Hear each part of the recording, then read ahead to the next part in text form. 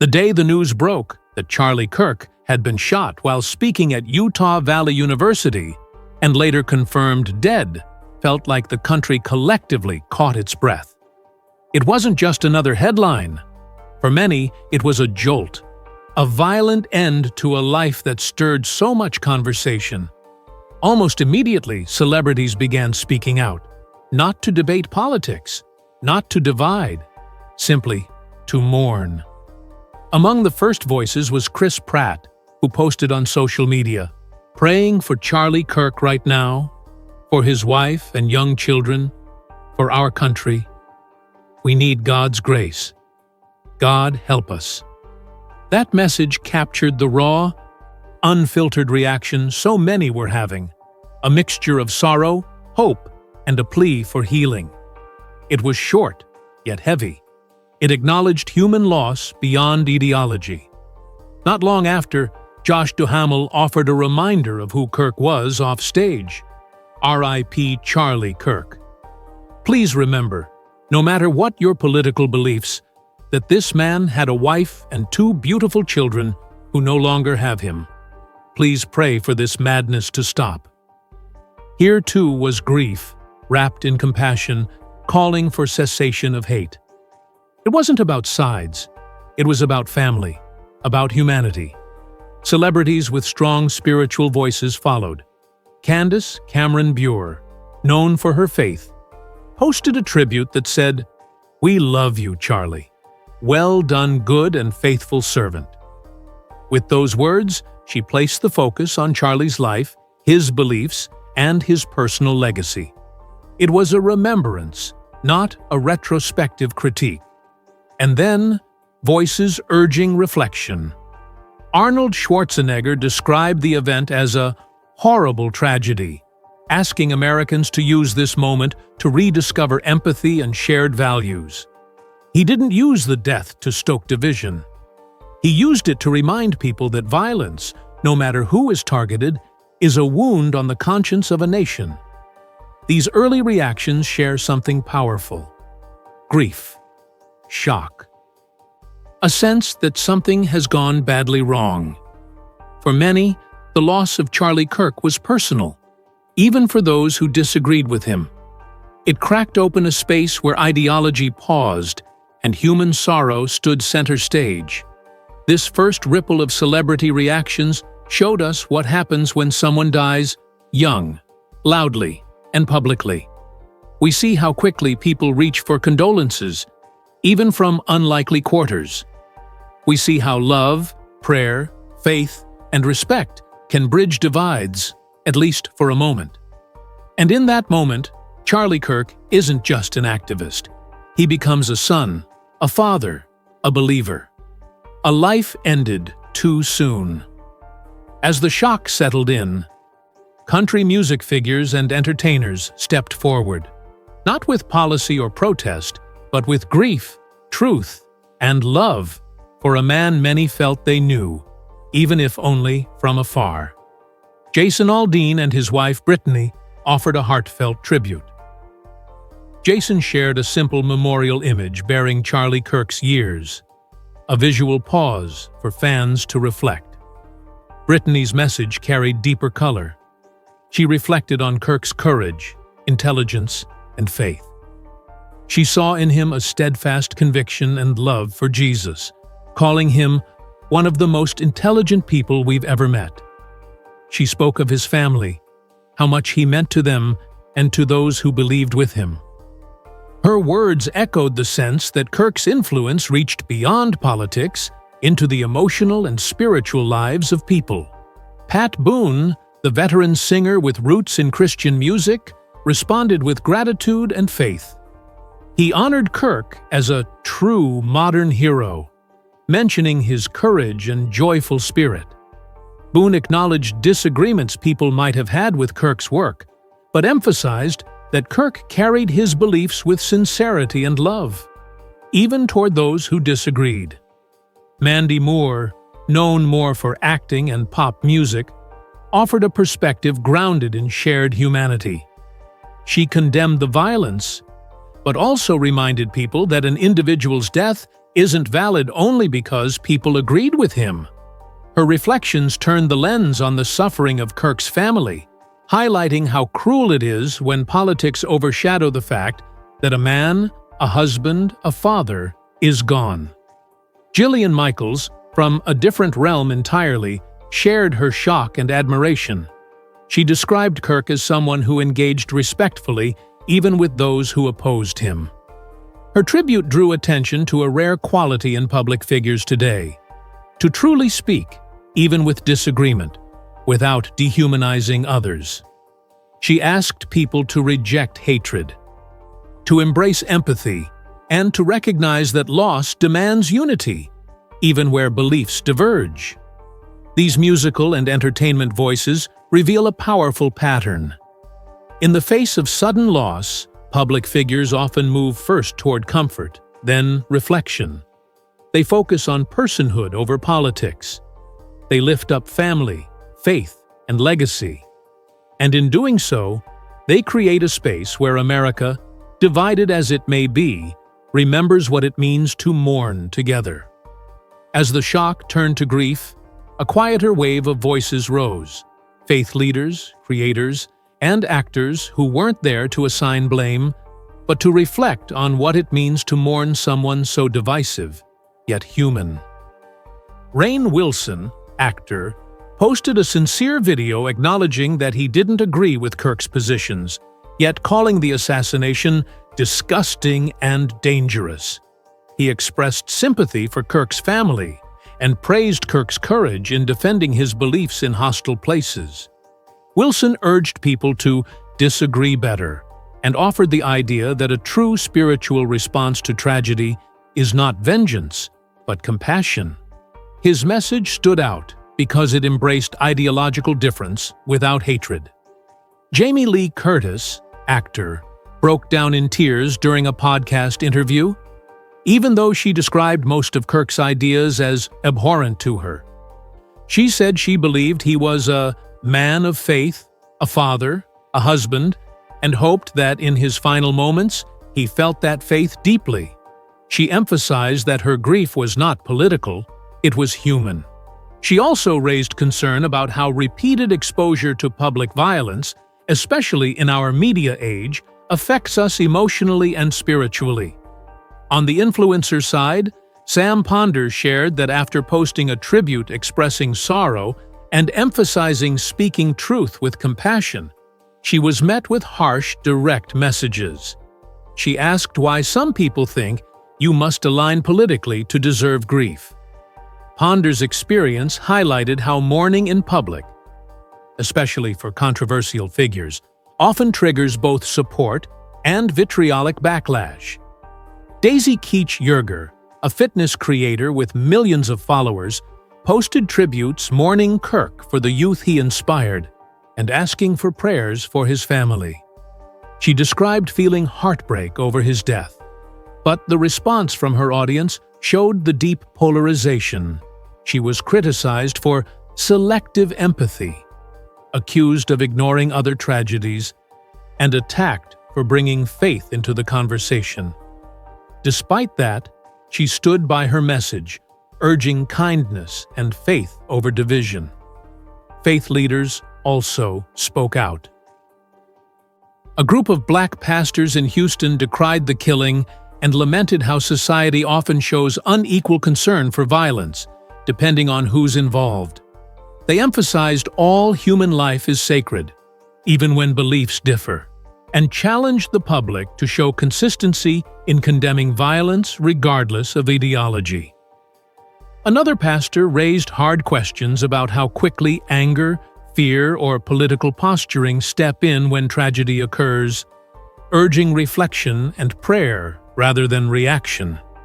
As the days passed after Charlie Kirk's death, artists and public creatives, actors, performers, writers, began to speak up. Many weren't aligned with his politics, but they were deeply affected by the brutality, the loss, and how it forced everyone to confront uncomfortable truths. Michael Keaton was among them. At a gala event, Keaton addressed the public with frustration and sorrow, highlighting the tragedy of political violence. He emphasized how it felt especially ironic that Kirk had engaged publicly on issues such as gun control, yet was killed by a gun. Citing that violence will never answer anything, Keaton expressed sympathy for the family, insisting that disagreement, no matter how sharp, should never lead to bloodshed. Kristen Chenoweth, a Broadway legend known for outspoken views, also shared heartbreak. She posted that Kirk's death was a devastating pain, calling him a true patriot, and saying that although she didn't always agree with him, she appreciated certain perspectives he provided. Her post lamented the heartbreak of losing someone so young and emphasized her hope that he is now at peace.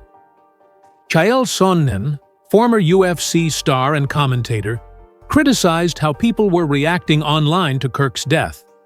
He slammed social media users who turned the tragedy into political performances or who minimized the violence because of Kirk's controversial statements.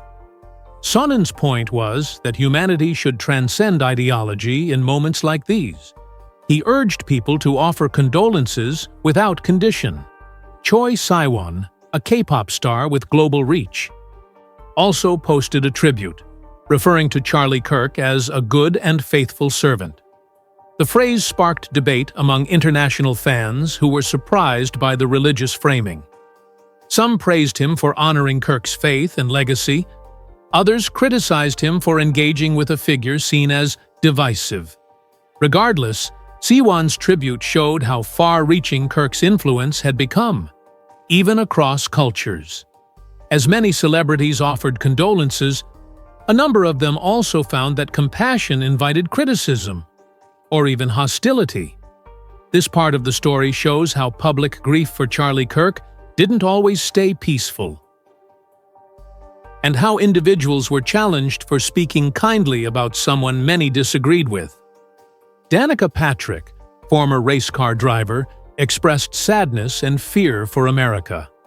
She questioned how our cultural climate reached a point where an activist can be assassinated. Patrick's post wasn't focused on policy. Rather, she warned that continued polarization and dehumanization might lead to more tragedies. Many resonated with her message, but some critics accused her of inflaming fear or oversimplifying complex causes. When the stage lights dim and the guitar strings still vibrate, country artists found themselves in front of crowds, hearts heavy, speaking with sorrow without anger. Morgan Wallen paused during his tour stop in Edmonton, Canada, before performing "I'm a Little Crazy." He said the song had taken on deeper meaning over the last few days. Then he offered prayers to Charlie Kirk's widow, Erica, saying, "Me and my family are sending prayers your way." It was a moment of raw emotion, where pain poured through music. The audience responded, not with chants, but with silence, solidarity. Wallen didn't try to explain, only to feel. Brantley Gilbert held a moment of collective quiet at the Great Frederick Fair in Maryland. Before his set, he asked the crowd to pause, to reflect. He spoke softly. Violence steals what speech builds, and he warned against celebrating death. He didn't preach politics, but he asked what our culture has become when someone is killed for speaking. Lee Greenwood, known for his patriotic ballads, called Kirk one of the best, a young man pursuing truth and faith. Randy Houser wrote about being disturbed by how people have grown so willing to dehumanize. Parker McCollum admitted he didn't have the right words, just grief and respect, asking that people remember Kirk's kindness and his passionate belief in what he stood for. Gabby Barrett, younger but with a voice the genre respects, called what happened sickening and said she was praying for Kirk's family. These tributes from the country community weren't polished sound bites.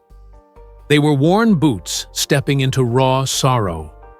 It's in the quiet acoustic breaks, the moments before songs, when artists dare to pause the show, not because they want to be political, but because human life demands it.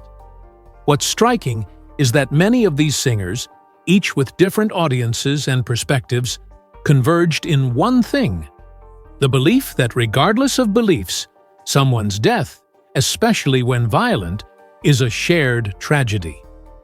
The stage became not a platform for division, but a place of healing. In country music, where life is often lived loud, grief reminds us that what we share beneath the surface often matters more than what we argue above it. When the initial shock passed, we saw some of the most surprising and moving responses come from people who rarely make headlines for politics, but who couldn't stay silent when the tragedy was real. Kid Rock, usually associated with his defiant persona and country rock patriotism, posted a simple tribute. "God bless Charlie Kirk, a true patriot. Pray for him." That message, brief as it was, carried weight because it came from someone who has shared platforms with Kirk and others with opposing views. The humility in his words struck many: recognition of patriotism, acknowledgement of loss, and a prayer in place of a rallying cry. Tim Tebow, the former NFL quarterback and devout believer, also weighed in. He expressed shock and deep sadness, emphasizing that beyond political divides, Kirk was first a father, a husband, and a person with convictions. Tebow's message focused on faith and family, rather than ideology, calling for unity in grief, and for those who believe in God to lift up the family left behind. Many of Tebow's followers responded gratefully. His reflections resonated because they were steeped not in politics, but in genuine sorrow and shared belief. Brittany Aldean, wife of country star Jason Aldean, provided one of the more personal tributes. She spoke of Kirk's kindness, his intelligence, his love for family, and his role in the lives of those who believed in him. She emphasized that beyond political alignment, Kirk touched lives, encouraging, pushing, inspiring. Her remembrance was not political, but relational, focusing on moments, character, and the emotional impact he left behind. These responses, coming from musicians, faith leaders, public figures not typically known for political engagement, share a striking common thread. They don't measure worth by agreement. Instead, they hold grief as universal. They balance disagreement with respect. They resolve that when someone dies unexpectedly, the first duty isn't to debate them, but to mourn them.